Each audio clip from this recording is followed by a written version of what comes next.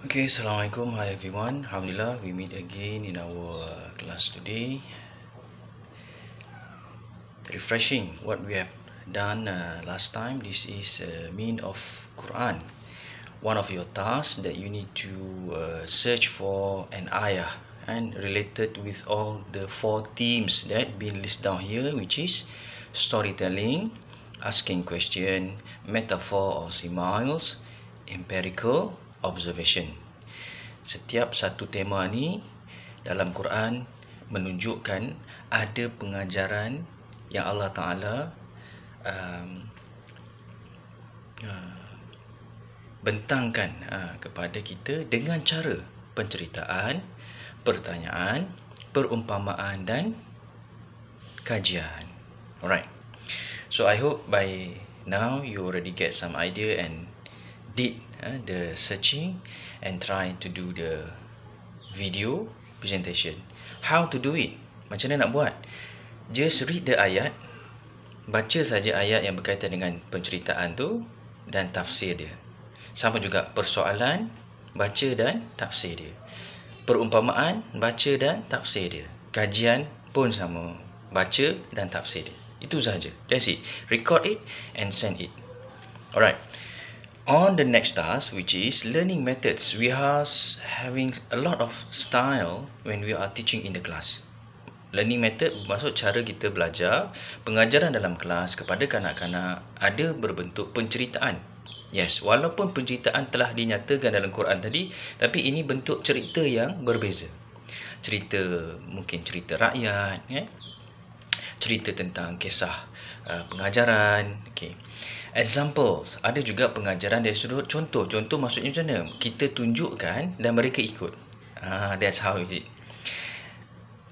For example, let's say teacher teach the children to be honest. So first, how to be honest? Lead by the teacher. Okay? Right. Next, we have the habits. Habits mean we want to put into routine practice.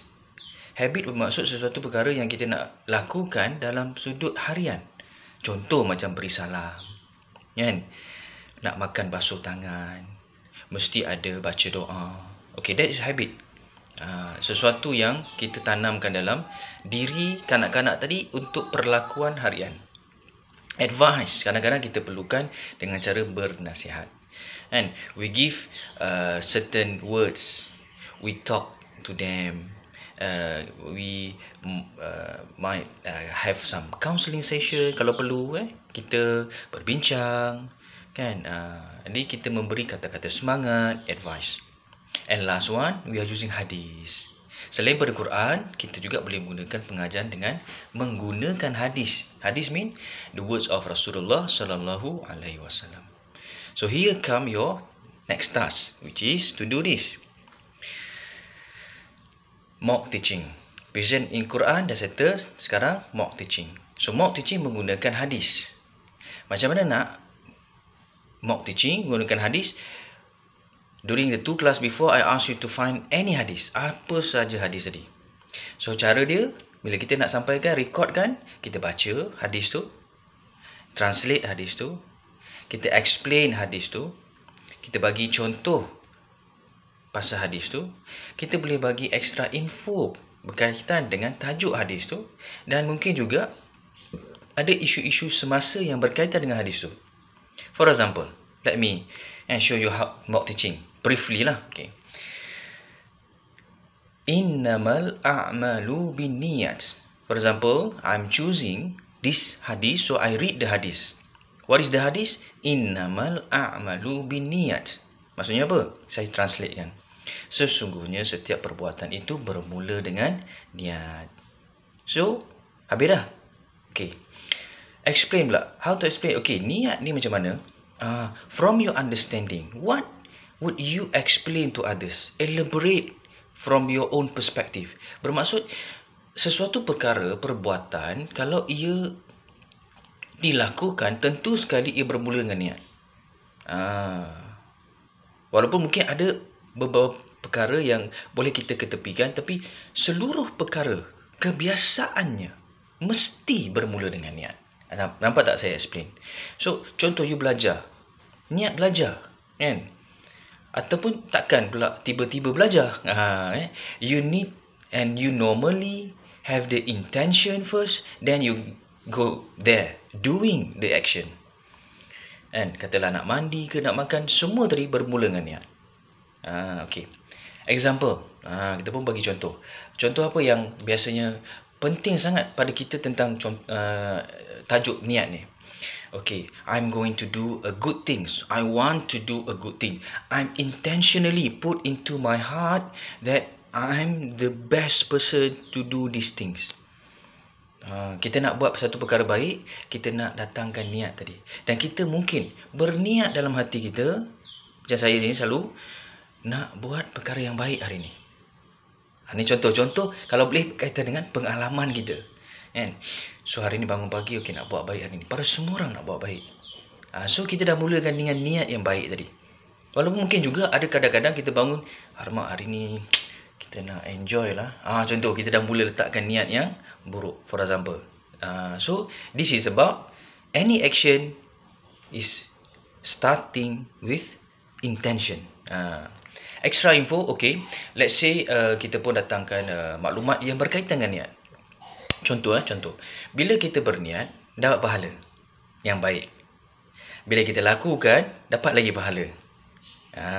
Okay. Kalau kita berniat yang buruk, untuk berniat sahaja belum diberi dosa, melainkan kita lakukan, baru dapat dosa. Nampak tak? Info tadi bukan berkaitan dengan mana-mana kan? Tapi kita nak tambah berkaitan dengan niat tadi. Alright, the last one, current issue. For example, like hari ini macam-macam isu berkaitan dengan COVID, dan ada juga berkaitan dengan vaksin, mungkin juga berkaitan dengan kewangan, mungkin juga kehidupan. Jadi, how to relate with niat? Kita mungkin juga suka dan sokong pada satu pihak, manakala kita menentang dan membangkang pihak yang lain.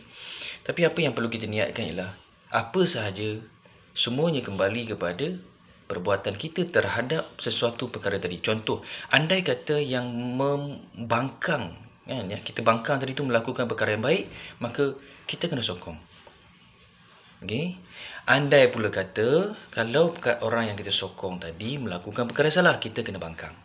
Bukan bermaksud kita sokong semua betul, yang kita bangkang semua salah. So that's some part of how to understand. Okay, I hope you can do it, record it, following the step. Okay, kalau kita ingat balik, kita ada 4 video yang kena siapkan daripada awal sampai hari ni. Okay, so hopefully siapa yang tertinggal, check balik kita punya task. Dan kebiasaan task ni saya buat setiap kelas, tapi memandangkan ada yang tertangguh, so saya pun anjak-anjakkan. So hanya beberapa task saja yang dapat kita siapkan. Okay, any question as usual you can ask using the WhatsApp group. That's all. Thank you so much for your attention. Assalamualaikum.